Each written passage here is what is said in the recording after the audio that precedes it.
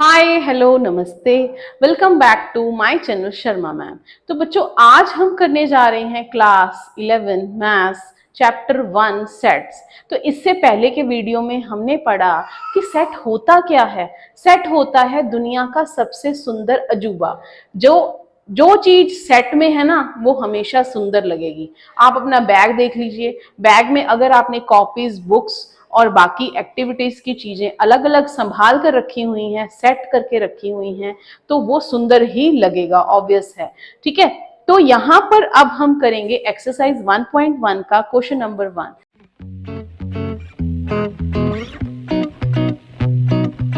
जो पिछली वीडियो थी बेटा वो बेसिक कंसेप्ट की थी। अगर आप डायरेक्ट इस वीडियो पे आए हो तो बच्चे सबसे पहले उस वीडियो को जरूर देख लेना। इसके अलावा आपको फिर समझ नहीं आएगा। उसमें हमने सेट की रिप्रेजेंटेशन सीखी और भी कई इंपॉर्टेंट चीजें डिस्कस की वहां पर। अगर आप वो वीडियो देखकर यहाँ पर इस एक्सरसाइज को करोगे तो आप इजीली उस एक्सरसाइज को सॉल्व कर सकते हो। तो आप करते हैं start with question number 1। Which of the following are set, justify और आंसर। तो हमें बहुत सारी कलेक्शंस दी हैं यहाँ पर इस क्वेश्चन में और पूछा है कि कौन से सेट हैं और कौन से नहीं। तो चलते हैं, स्टार्ट करते हैं with part 1। The collection of all the months of year beginning with letter J. तो क्या ये वेल डिफाइंड है? Yes ma'am. कैसे बेटा? January, June and July, 3 months are there which are finite और ये वेल डिफाइंड भी है। हमने सेट क्या पढ़ा था? सेट होता क्या है? Set is a well defined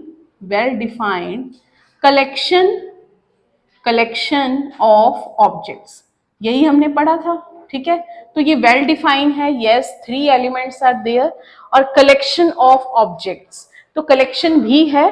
तो yes, this is a set. आपने यहां पर जस्टिफाई में यही लिखना है कि yes here we have valid reason कि जनवरी जो है एक तो वो आ गया, एक जून आ गया और एक जुलाई आ गया।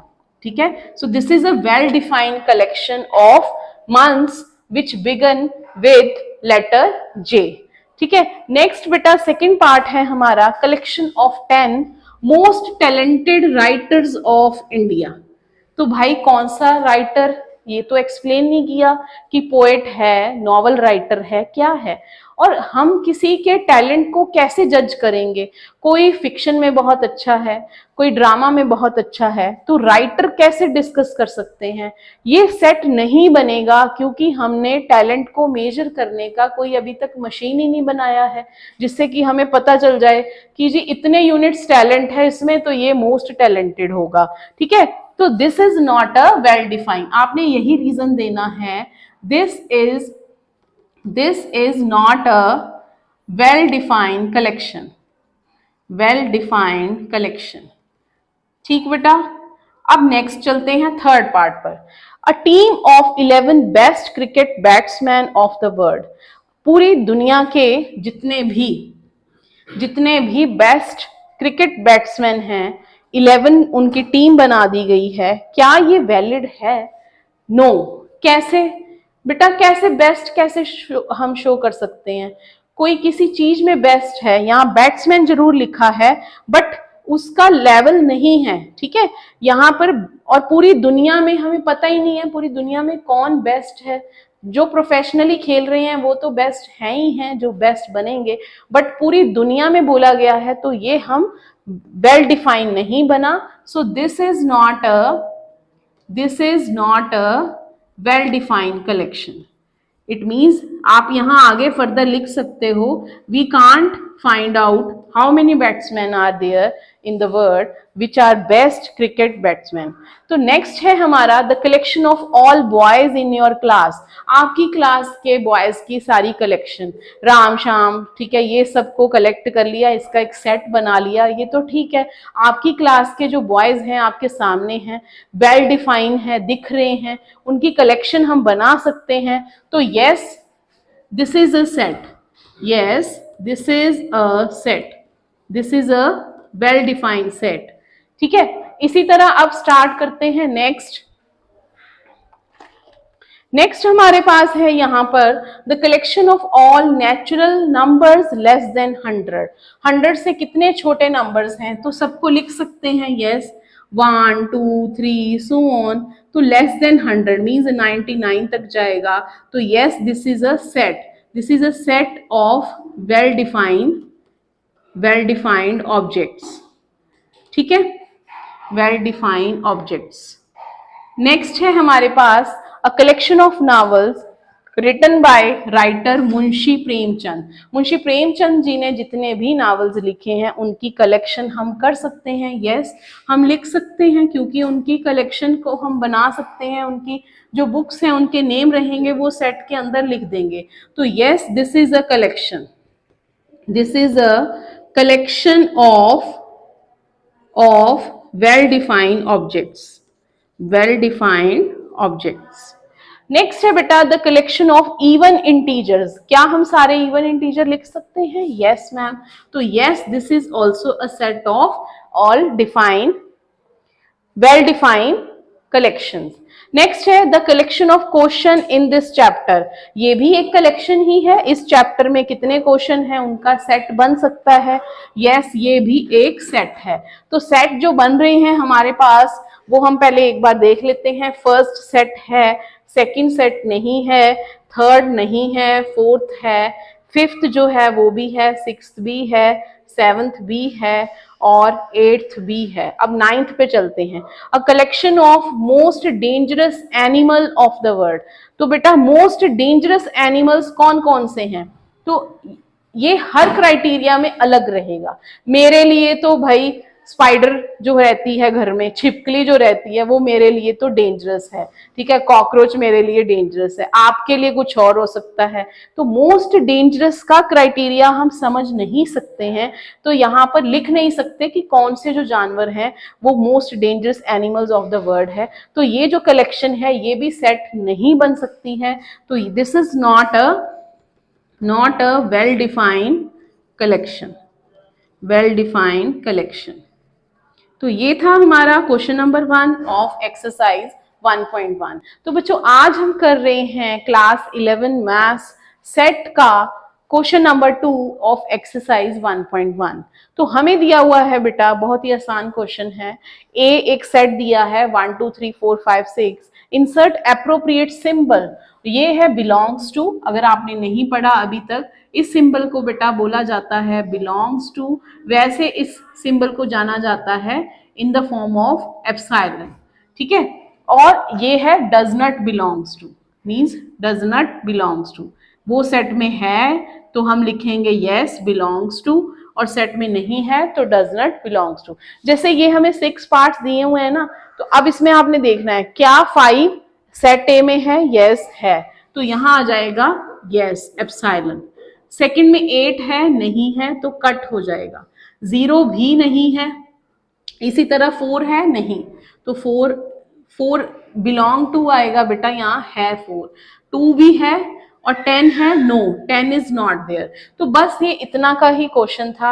ये ऐसे के क्वेश्चन बेटा आपको एग्जाम में बहुत रेयर है कि आए।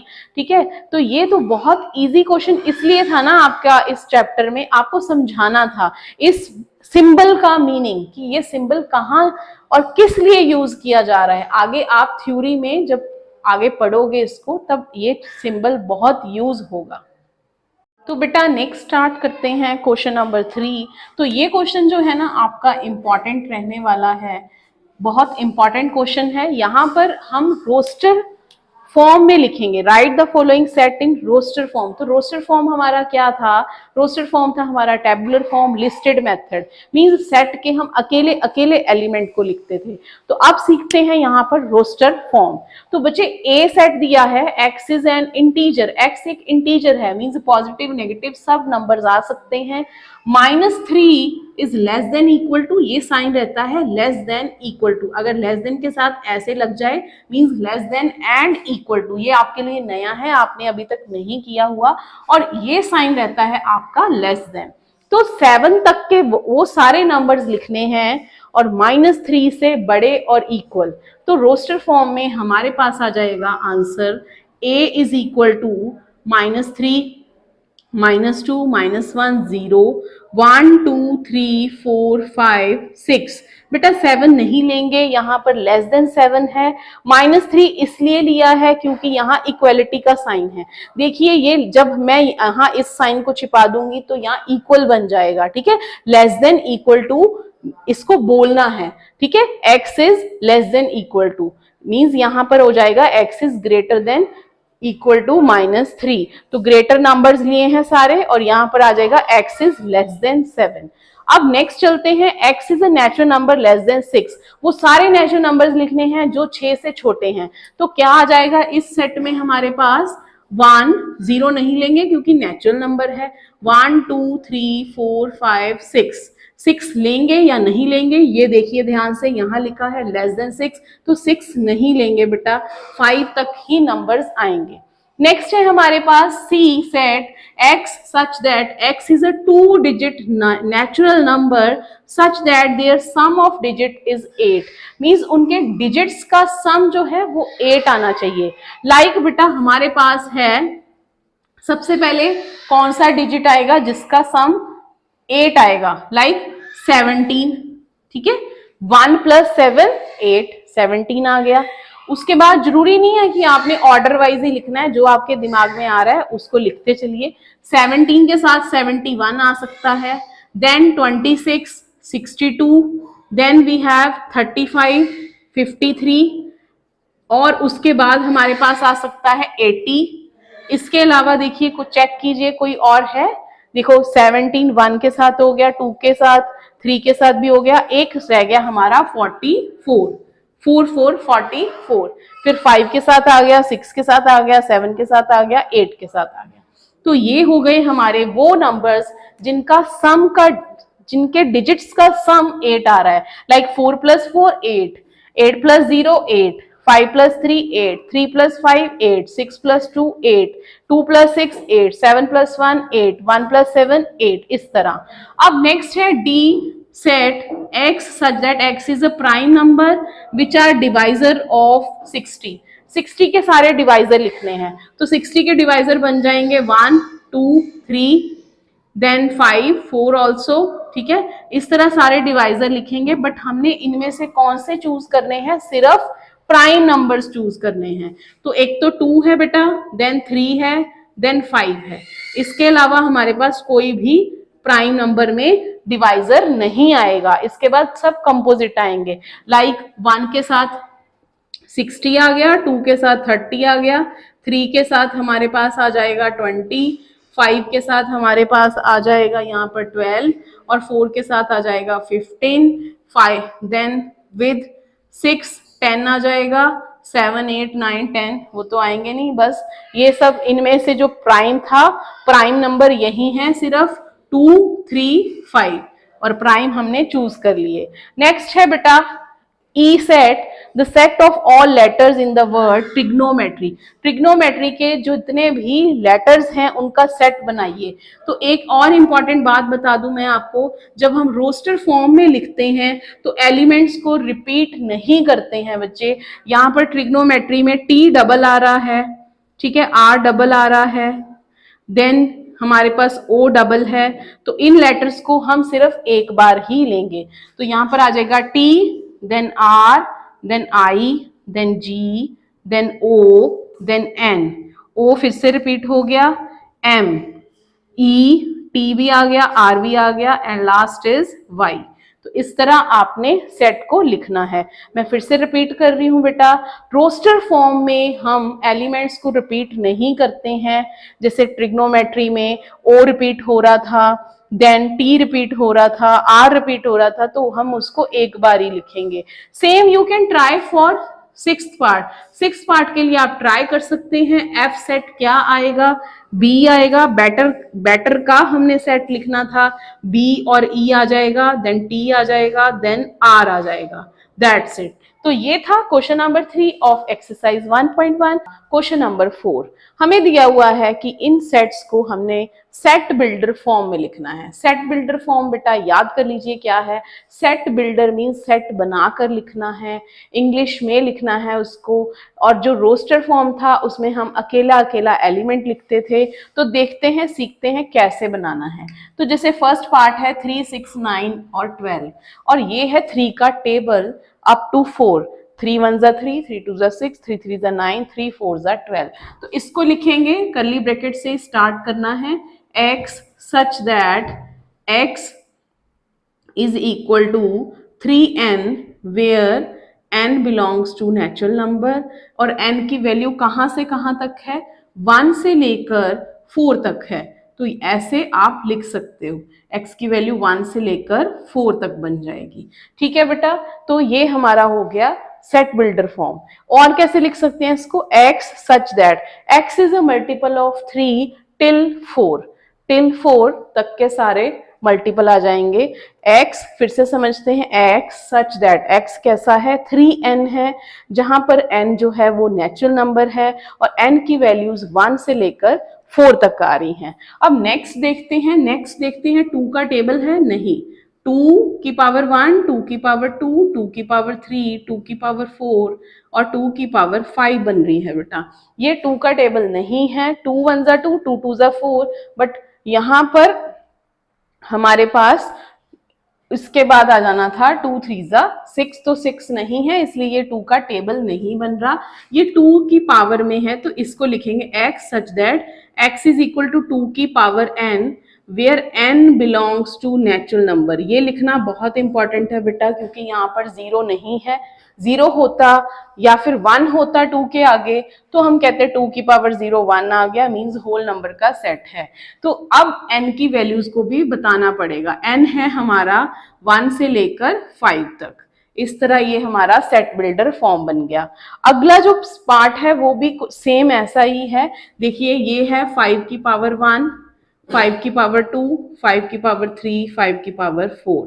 इसको भी सेम ही ऐसे लिखेंगे, x such that x is equal to 5 की power n where n belongs to n and हमारे पास आ जाएगा 1 is less than equal to and less than equal to 4 आ गया।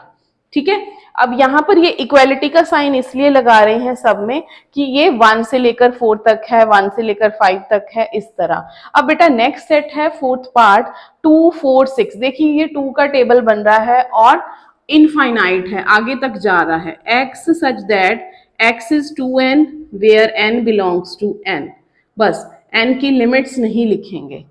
नेक्स्ट पार्ट है हमारा फिफ्थ पार्ट, 1 का स्क्वायर बन रहा है, ये 2 का स्क्वायर बन रहा है, 3 का स्क्वायर, सो ऑन, ये बन रहा है 10 का स्क्वायर। तो ये जो सेट है ना, ये है इस तरह, x such that x is equal to x की पावर या फिर n की पावर कर लीजिए, n का square, x is equal to n square where n belongs to natural number और n की लिमिट्स भी आएंगी, 1 is less than equal to n is less than equal to 10, इस तरह।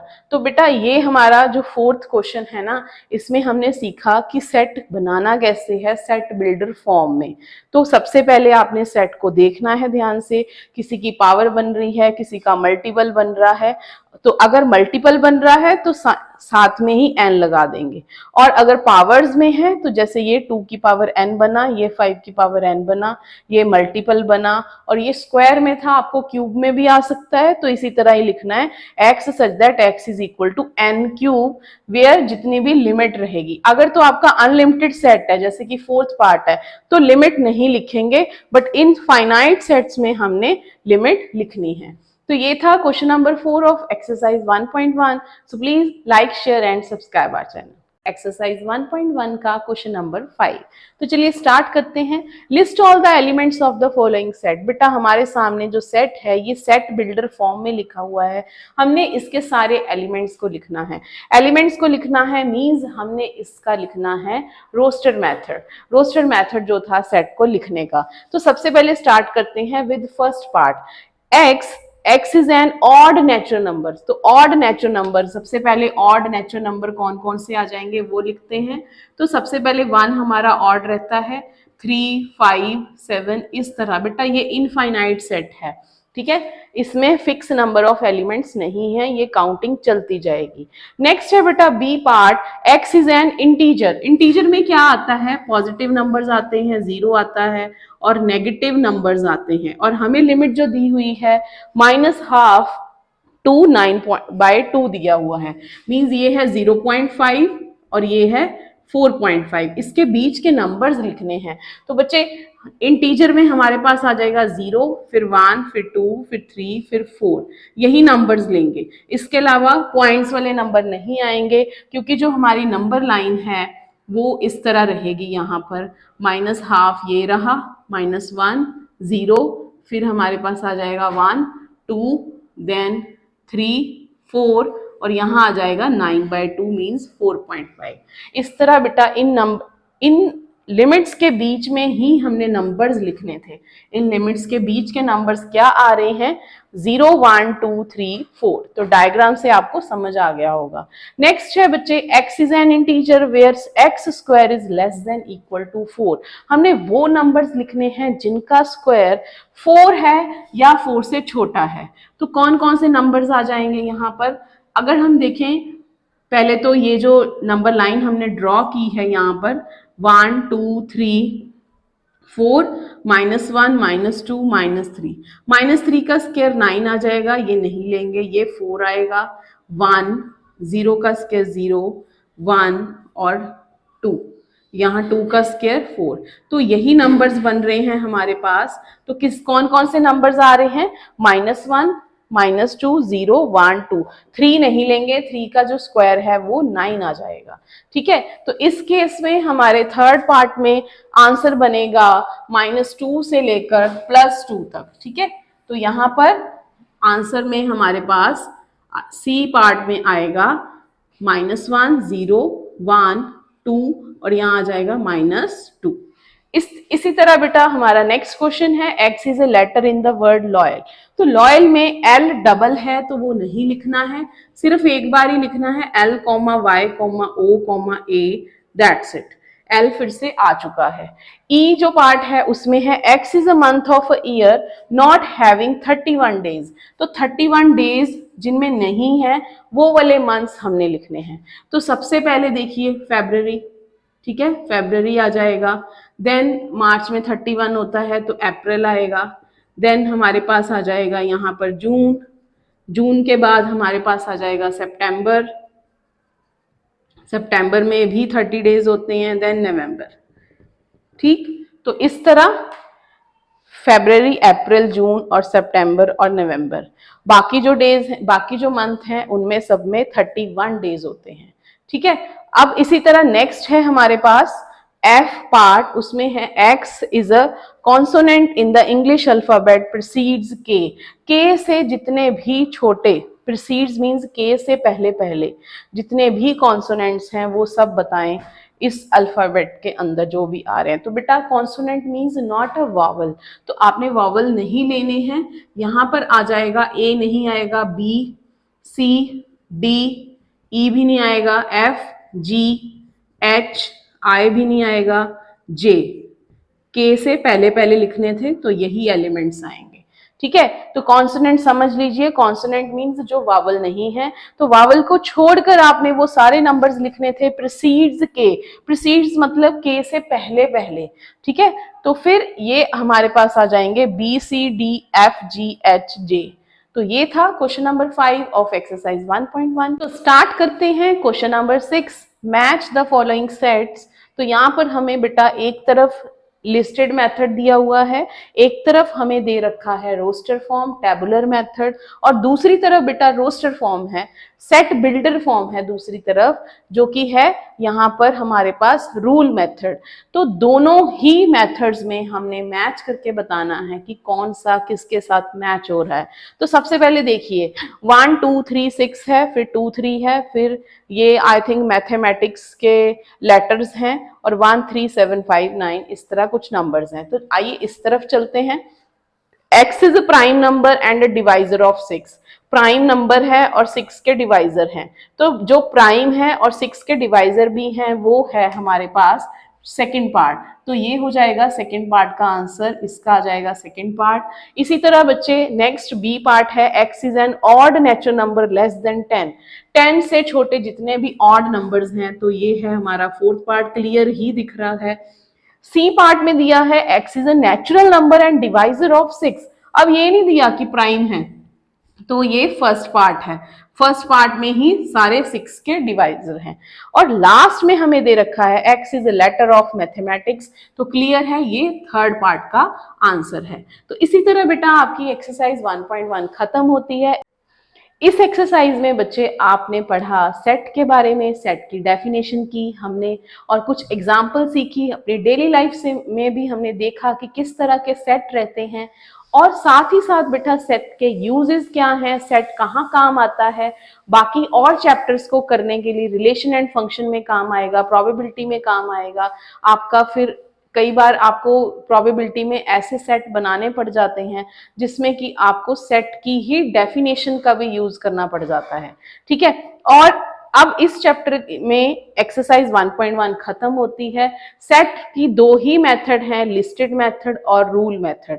लिस्टेड में हम अकेला अकेला मेथड लिखते हैं और रूल मेथड में इस तरह लिखा जाता है इन इंग्लिश या फिर बिलोंग्स टू करके लिखते हैं। तो ये थी एक्सरसाइज 1.1। तो अब तक के लिए बने रहें और please like share and subscribe our channel.